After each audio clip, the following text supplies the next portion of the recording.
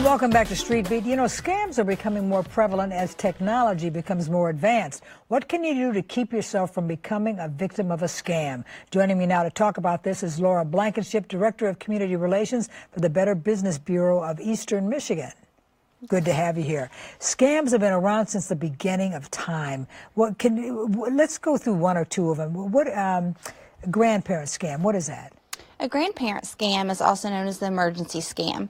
So it's when someone calls and pretends to be your grandson or your nephew or your niece, and they say they're in some type of trouble, whether it be overseas or they say that they're in a medical emergency or they've gotten themselves into some trouble, and they're asking you to wire money.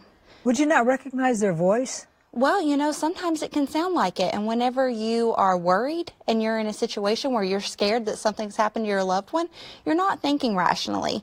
They oftentimes also tell you, you know, don't tell anyone about this, please keep it between you and I, and then after they've wired the money or sent the money, they find out that their loved one was safe and sound all along. That's terrible.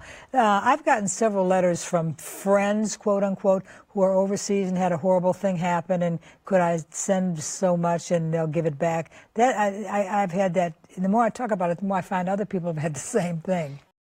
Right, and it's very similar to the grandparent scam, and that's why we also call it the emergency scam, because it comes in many shapes and forms. That's craziness. Tech support, what about that?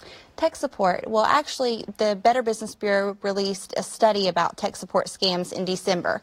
So with tech support scams, what we're seeing is you're getting a phone call or you're getting some type of communication, usually via the internet, from a technician who's saying there's something wrong with your computer. Well, it scares you. There's always something wrong. So exactly. So you want to fix it.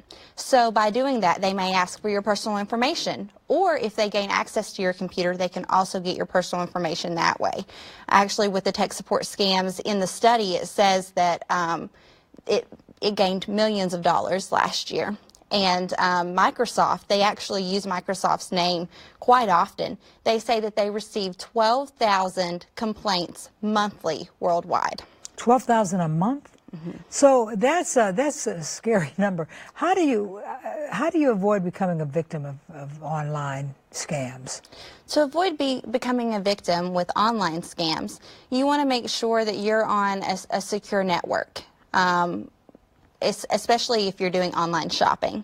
So you want to make sure that in the top of the URL code, there's HTTPS. The S stands for secure. So you want to make sure that you're on a secure line, especially if you're putting any kind of personal information like your credit card.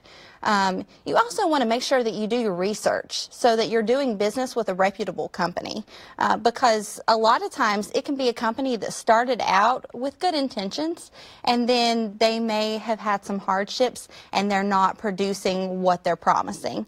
So a lot of times with online scams, you may have purchased something and you just never receive it. Mm-hmm. So with scams, it goes one of two ways. You either are going to lose your money right then, or it could be long term. They can hold on to it and then they can strike later.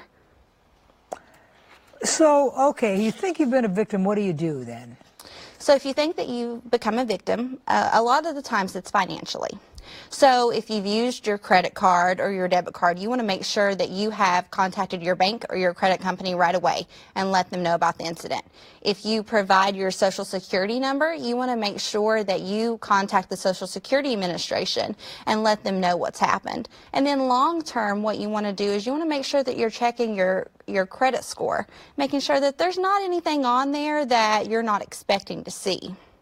So actually with the credit bureaus, you get to check each one of them at least once a year. Mm-hmm. So if you check them each quarter, you should be covered, so you should know, if something's popping up that you didn't authorize. Two quick questions because we're almost out of time. I've always heard you should not use iPads and things like that in a coffee shop because they're not secure. Is that true? Well, anytime you're in a wireless environment like that, you don't know if someone's able to see your connection. And a lot of times whenever you get on there, it'll say that you're not on a secure network. If you're not on a secure network, you should never put any of your personal information. If you have passwords saved, they could also get those as well. So if you think you've become a victim of an online scam, you also might want to check and change your passwords. change them often. That's a good thing. What did you say? HTTPS? S for secure.